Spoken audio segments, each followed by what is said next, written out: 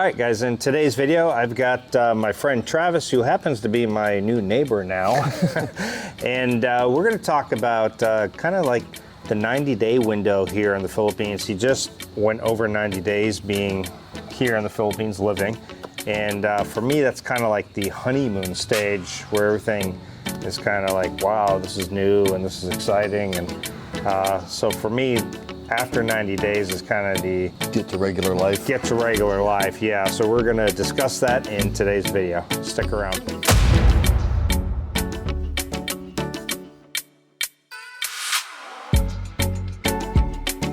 All right, so Travis, what do you think of the new place? I know you were living in a condo, which was like a shoebox, you said. Right. Yeah, new place is a lot better. It's square footage-wise, I don't know how it breaks down. I'm not good with the metric system, but it's actually bigger than a few of the houses that I own back in the States. So. Yeah, the owner is from California, and I think when he built it, he was like, I want a place that's gonna attract foreigners and charge a bit higher rent, but yeah, for me it was worth the extra amount.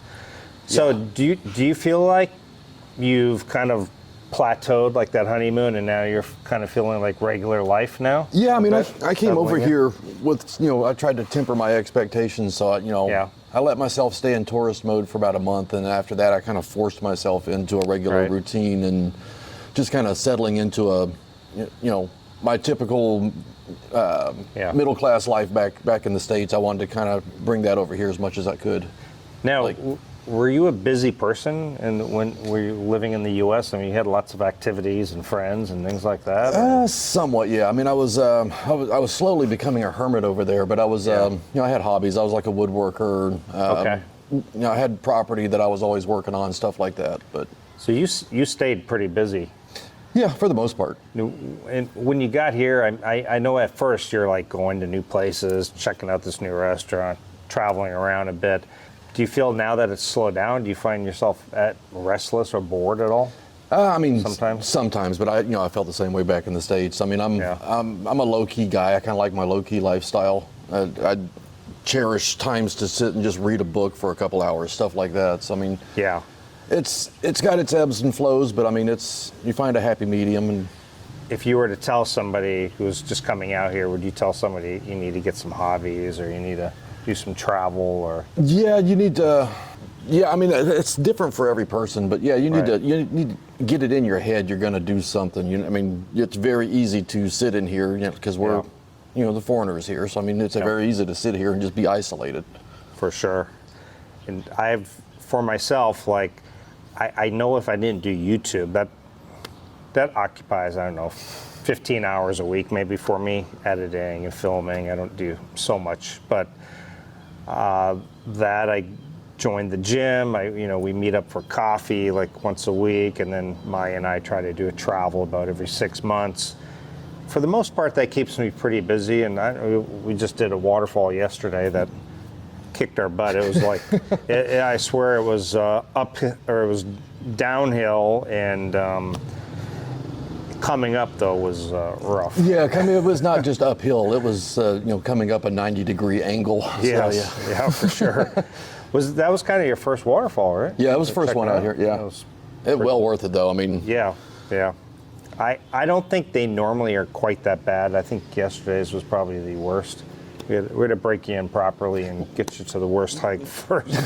Kind of weed out the week. Yeah. So how do you keep yourself busy? How do you go from not being bored? Well, I mean, I'm doing a couple things. Like I said, I'm a big reader. I'm also trying to organize my thoughts enough to write a book.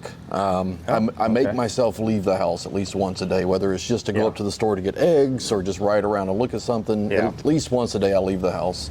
Sometimes messing with the neighbors, just, whatever. Just That's how I feel. I feel like I have to at least get out one time, even if it's something like just going to buy fresh coconut or something. I don't know. I just I have to get out one time. Yeah. That's my goal. And but I've started to get a routine. Like I'll go work out, I'll come back, I usually jump in the pool, read a bit, have a coffee, maybe do some video, and editing, read, video games. I can't believe I'm actually into video games. I'm not like obsessed. I play it every once in a while when I'm bored. I don't play it when Maya's around too much because she makes fun of you. Yeah, exactly. So, but what kind of things do you plan on doing? Some traveling locally and outside as well? This is a big island. I just upgraded, got an adult-sized bike now, so I can ride around and feel like I'm not riding my son's. Aerox, same one that I have, yeah. So travel on the island's definitely something in the future I'm looking forward to. Checking out new islands, maybe a few other countries, but that's a little bit later in the year. But yeah, for sure. Do you plan on going back to the States every so often? Yeah, I'm gonna go back about every, 8 to 12 months. See my kids. They're all adults and stuff, but family and sisters and all that good stuff. So yeah, that's kind of my plan too. I got a camping trip coming up with my sons, and I'm gonna try to make it about every 6 months, somehow avoiding the coldest months. Trying to work out a schedule where I'm skipping that whole freeze. I don't want to stock up on winter clothes again. Hoodie and jeans I'm okay, but I don't want to go back into snow boots and driving in the snow. Yeah, that's one of the benefits of everybody I know is in the Southeast. Yeah, that's true.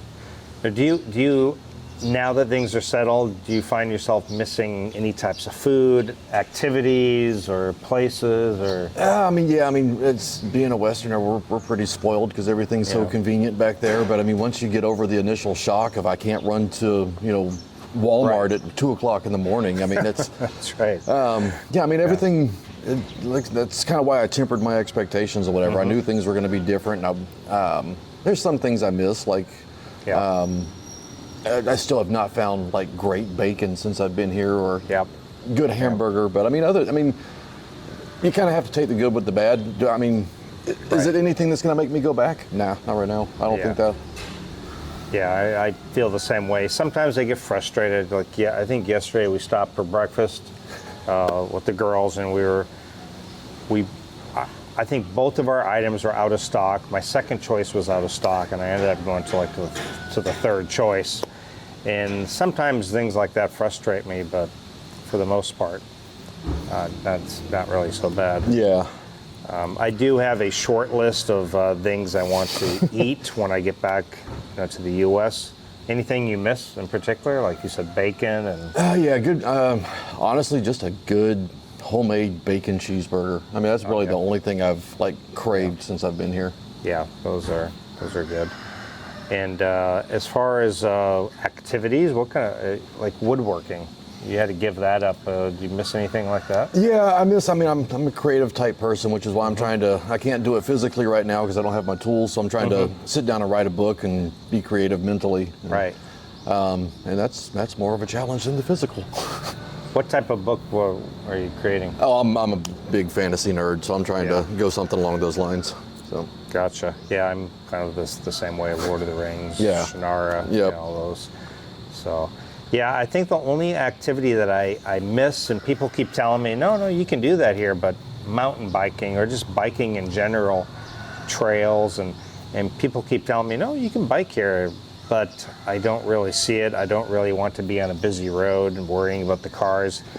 I miss being on a dedicated biking trail where I don't have to worry about a semi coming up behind me or something like that. Well, even with the biking trails, we were on the walking trail yesterday, and that was treacherous. So I can't even imagine trying to do that on a bike. Yeah, exactly. It's almost impossible. All right, so you just moved in, and when you were in the same situation as me, you had to buy furnishings because these are unfurnished apartments. Did you experience the cost of things, like how much it costs to furnish your place? Yeah, I was blown away, man. I furnished my entire place, refrigerator and washing machine included, all the furniture I need. I spent less on this furniture than I did on my refrigerator back in the West to furnish an entire apartment. It blew my mind. It's insane. Yeah, and you can get good deals. Like I had my neighbor, I think I told you about this, my neighbor decided to move back to the US, and he had a 65-inch Sony Bravia smart TV, 4K. And he's like, I just need to get rid of it, $150. I was like, I took it, And so you can get all these deals, plus the brand new stuff is just not I think you have a reclining sofa, and I've got one too. I think mine cost around $500. I'm not sure what yours cost, but there's no way you could touch something like that in the U.S. for $500. Before I moved out here, before I had bit the bullet and decided I was coming out here. I was looking at a reclining couch for my living room, and the one I was looking at, which is pretty comparable to the one I have now, was $3,600. Wow. I mean, really glad I didn't buy that one now. And the good thing is, because I always tell people, don't ever get anything that you aren't willing to walk away from, because you never know where, I don't know, something happens where you have to, I don't know, go back home, or maybe you decide this is not the place for me, maybe I want to move to Cebu. And it's much easier to have stuff that you can offload and not really too worry about it. Yeah, don't have your life savings invested in your furnishings. Yeah, exactly. Yeah, and that happens in the U.S. I mean, you have to take out your credit. You know, typically, if you want to furnish a house, you're usually, most people aren't doing that with cash usually. Yep, and then you get your lovely 24% interest on your store credit cards. Right, exactly. And it's nice not to deal with any kind of credit. You pay for it, and that's it. There's no payments later on. It's boom, you know. Yeah, so that's probably my biggest selling point. I mean, my son, he's in finance, and he's starting his career in that. And but I mean, just talking to him and hearing, him coming up in the state, starting his own path out there, and what he's paying to establish himself. Just the financial freedom over here. I mean, it's ridiculous. Yeah, I love that you don't need to have a car payment. You don't have the insurance. You don't have, really, I don't have a credit card payment anymore. I do use my credit card to purchase my plane tickets and my hotels, and I usually try to pay it off in the next month or two. But yeah, you don't want to start using a bunch of credit here for sure. You don't want to fall into those habits again. No, and I'm very adamant about not doing that. It's been such it's like the weight of the world comes off your shoulders when all that's gone. Yeah, a lot less stress for sure. So, well, awesome. Welcome to the neighborhood, Travis. Thanks. The property value has just declined. Hey, my work has just begun. That's right. All right, thanks a lot, Travis. We'll see you. All right, thanks, man.